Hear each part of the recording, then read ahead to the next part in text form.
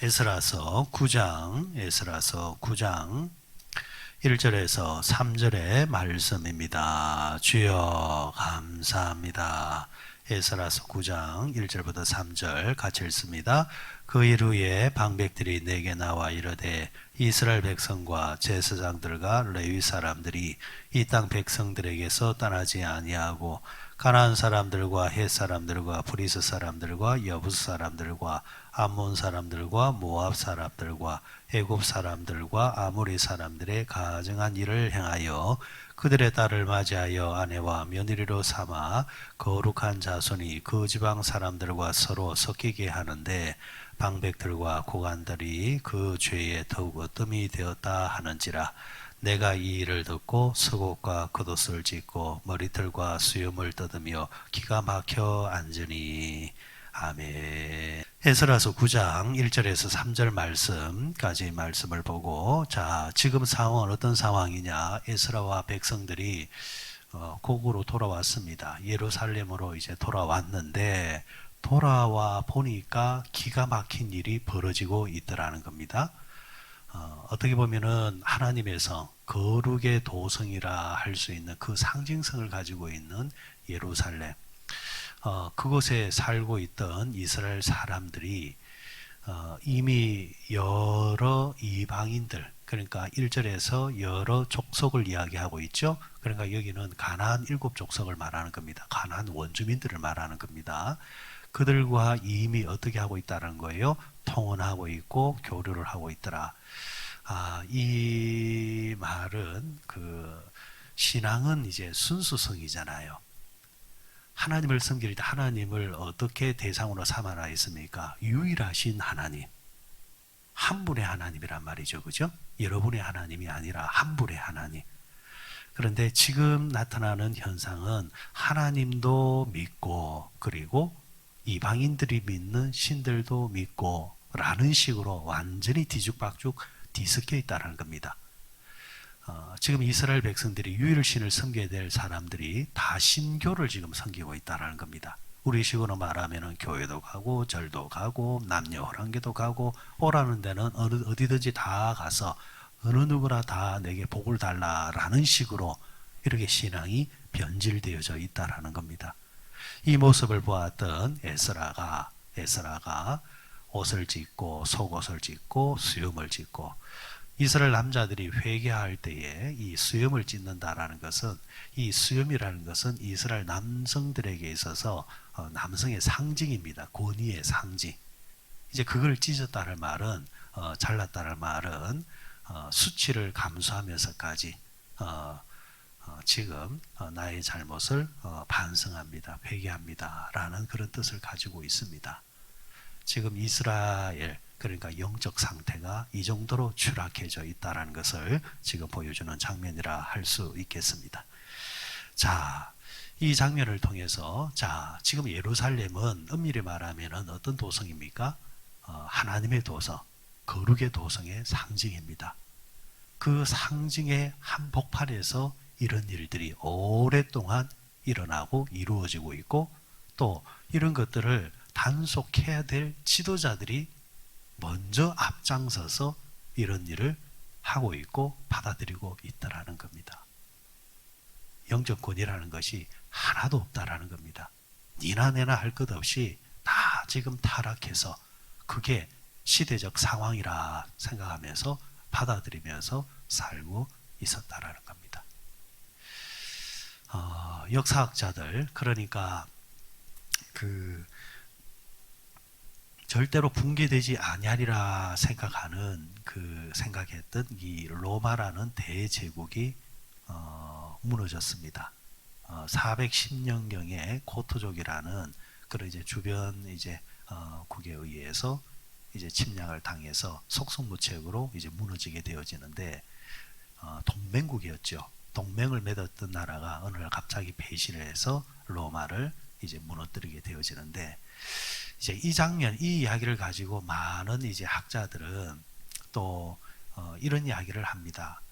고토족과 그리고 여러 주변 상황도 있었지만은, 그러나 그 내부적으로 기독교의 번성을 통해서 그 나라가 망하게 되었다. 이런 식으로 이제 말하는 사람도 없잖아 있었습니다. 왜? 그 로마가 번성할 때 같이 그 안에서 가장 번성했던 종교가 기독교였기 때문입니다. 그래서 이 기독교가 번성함으로 통해서 오히려 로마가 내부적으로 붕괴되는 현상이 있었지 않느냐, 이런 식으로 이제 평가를 하는 거죠. 자, 이런 이제 이야기 속에서 변증을 했던 사람, 그게 아니다 하면서 시대적 상황과 역사적 배경과 신앙적 배경을 통해서 설명을 해주었던 사람이 누구냐니까 바로 성 어거스틴이라는 사람입니다. 이 성 어거스틴이라는 사람이 그 장면을 직접 보았단 말이죠. 410년경부터 시작해서 426년까지 약 한 16년간 그 모습을 보면서 신의 도성이라는 아주 유명한 책을 기록해 남깁니다. 그 신의 도성의 내용이 뭐냐 하면은 로마가 제국이 멸망할 수밖에 없었던, 기독교 관점에서 보는 그 예리한 것을 이야기를 해주고, 신의 도성과 그리고 인간의 도성이 어떻게 다른가에 대해서 설명을 해줍니다. 역설적으로 이 로마인들은 이 신의 도성이라 할 때 자신들이 신의 도성에 살고 있다고 생각을 했었습니다. 왜냐하니까 이 로마라는 나라가 온갖 잡신들이 다 있는 나라였기 때문에. 사실은 기독교로 326년에 그 기독교로 개종을 허락을 해줬지만은, 사실은 그러나 내부적으로 보면은 기독교뿐만이 아니라 여전히 그리스 로마 신이 많이 사람들이 섬기고 있었고, 온갖 우상들이 많이 아직까지 백성들이 선택적으로 섬기고 있었던 때였습니다. 그러니까 로마인들의 의식은 뭐냐니까 이 로마 제국은 하나님이 되었던 누가 되었던 로마 신이 되었던 그리스 신이 되었던 간에 보호해주고 있는, 무너지지 아니하는 그런 도성이다, 이렇게 자신들을 생각하고 있었다는 거죠. 그런데 그 성이 무너졌단 말이죠.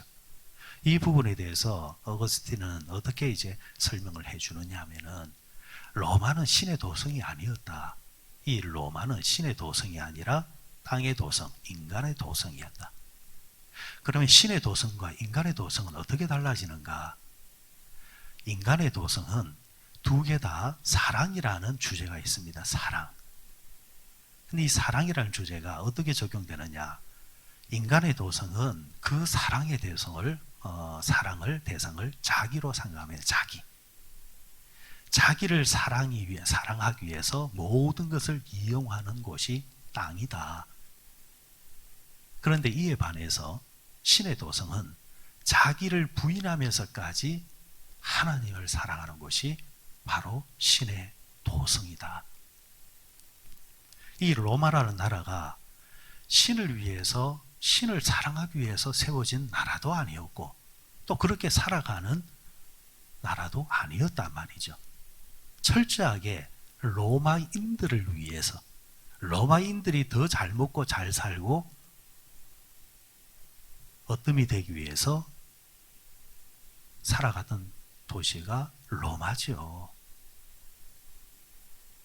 그런데 그에 반해서 진정한 신의 도성, 진정한 신의 땅은 어떤 곳이냐? 자기를 부인하면서까지 그 신이 말한 대로 살려고 신을 사랑하며 살아가는 것, 그것이 바로 신의 도성이다. 로마가 왜 망했는 줄 아느냐? 하나님을 사랑해서 망한 게 아니다.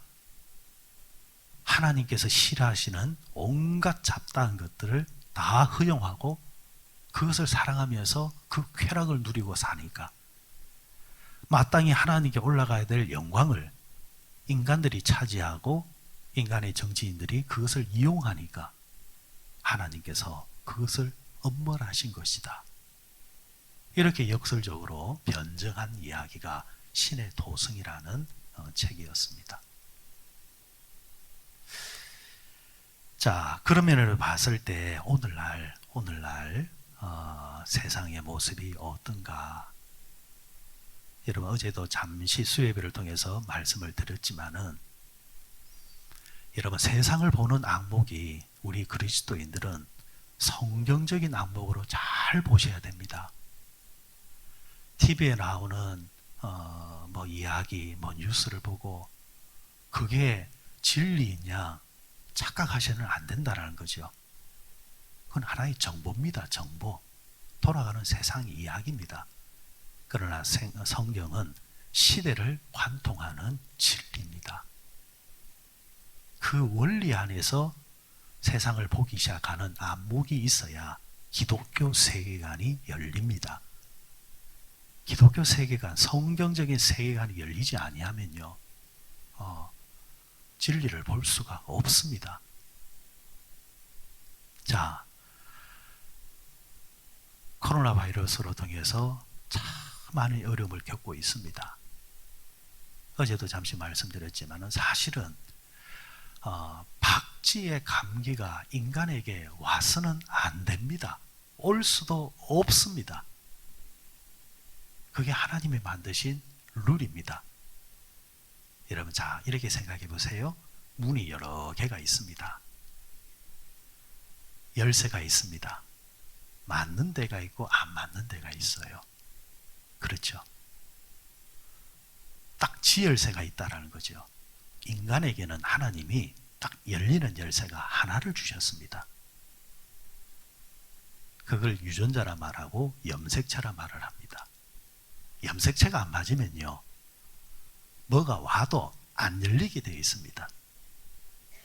인간의 염색체와 동물의 염색체는 전혀 달라요. 숫자가 달라요. 그래서 비슷한 열쇠 같아도 집어넣으면요, 안 열리게 되어 있습니다. 그 안 열리게 만든 게 하나님이 우리에게 주신 놀라운 면역체라는 게 있습니다. 나쁜 것은 절대로 못 들어오도록, 다른 것은 열리지 않도록 하나님이 딱 이렇게 만들어 놓았단 말이죠. 그런데 웬걸 이게 열린단 말이에요. 누가 열었냐라는 거죠. 누가 열었습니까? 여러분 기억나시죠? 창세기 3장에 보면 하나님이 동산에 있는 모든 것은 너희들이 임의로 먹되 그 가운데 있는 뭐는 먹지 마라 했습니까? 선악을 알게 하는 생명나무는 손대지 마라 했습니다.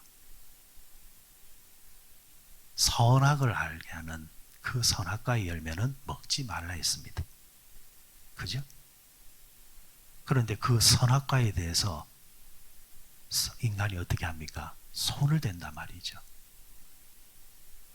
하나님이 손대지 말라는 것이 있단 말이죠.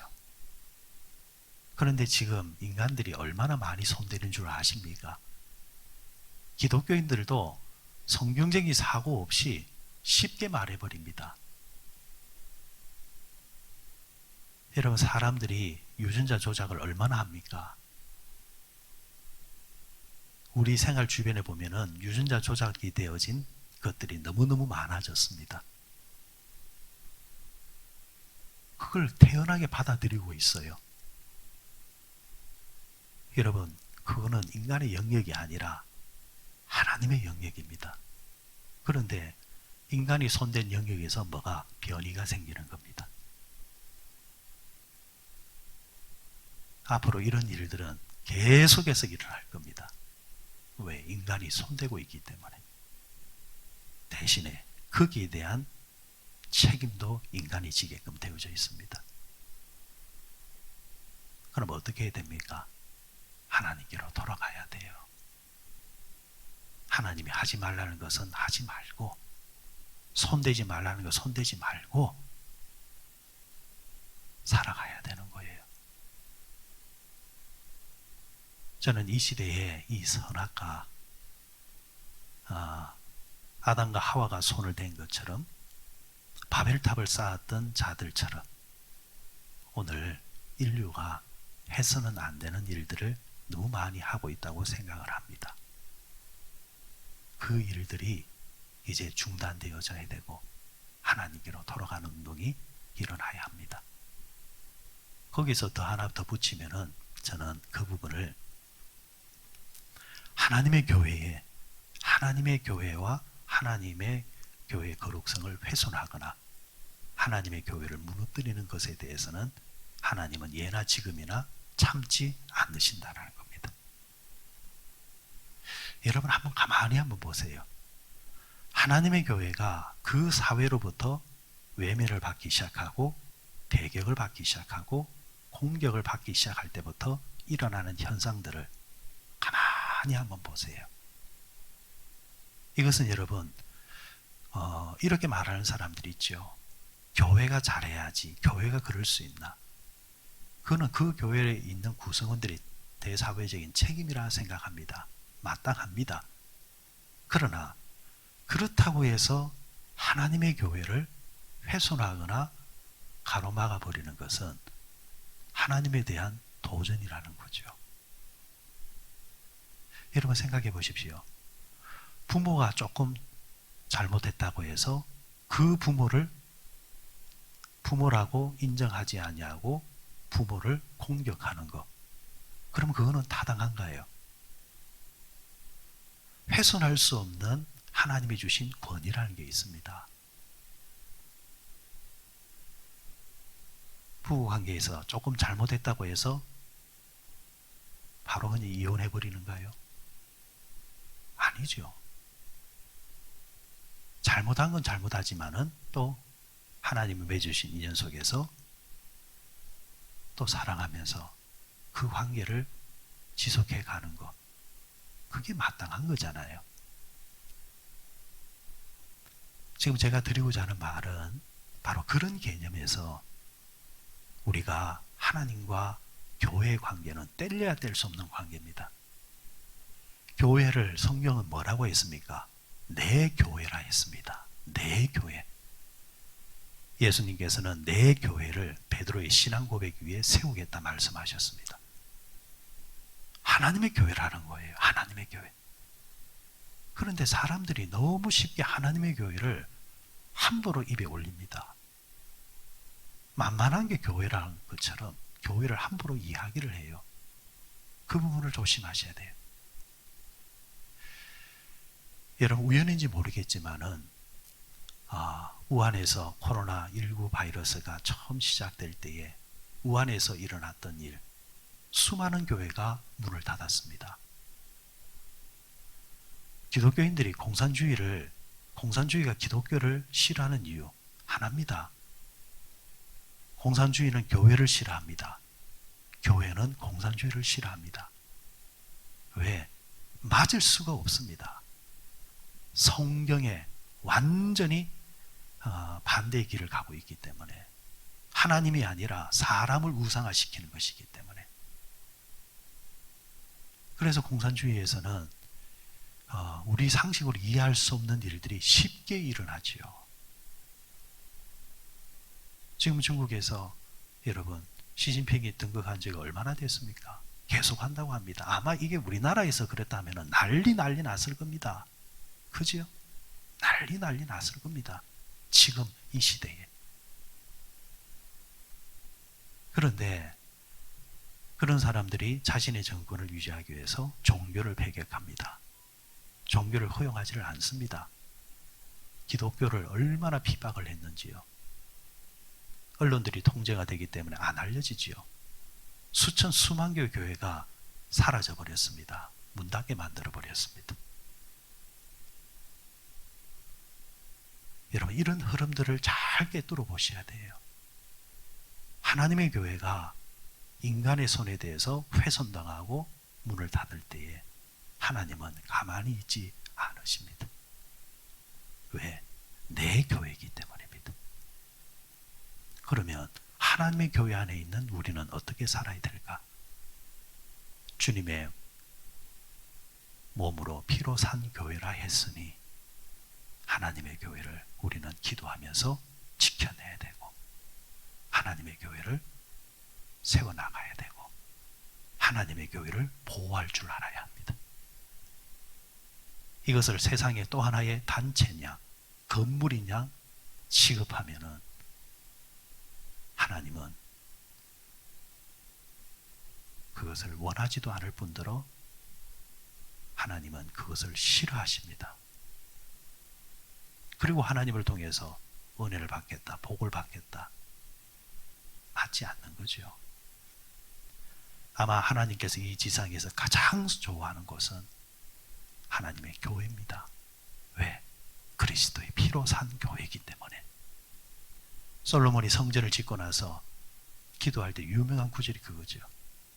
이곳에서 내가 기도할 때에 하나님이여 들으십시오. 왜?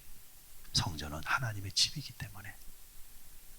그런 상징성을 가지고 있다라는 것. 그런 면에서 여러분, 우리가 하나님이 싫어하시는 것들은 해서는 안 된다라는 것. 이 시대의 선악과에 손을 대지 말아야 된다. 하나님이 싫어하시는 교회를, 좋아하시는 교회를 싫어해서는 안 된다. 이 영적인 원리를 잘 알고 여러분 이거를 잘 지켜내면 되는 겁니다. 오늘 말씀을 맺으면서 에스라가 돌아왔을 때에 하나님 싫어하는 것들이 예루살렘 성에 가득할 때에 에스라가 적극적으로 취한 게 뭐냐니까 회개 운동이 일어났습니다. 회개 운동. 그 회개 운동을 통해서 다시금 깨끗하게 만들었습니다. 회복은 거기서 시작합니다. 지금 하나님께서 싫어하는 것이 무엇인가? 혹시 내가 내 가정에 나의 삶에 그런 것은 없는가? 그것부터 청소하는 것부터 시작이라는 겁니다. 이 아침에 기도하시면서 여러분의 개인의 삶을 위해서도 기도할 뿐만이 아니라 하나님, 이 나라에 하나님이 싫어하시는 것들이 만연된 것이 있습니까? 그런 것들이 하나님 정화되어지게 하시고 하나님께로 다시 돌아가는 나라와 또 교회들이 되게 해주옵소서. 기도하시는 아침 되시기 바랍니다.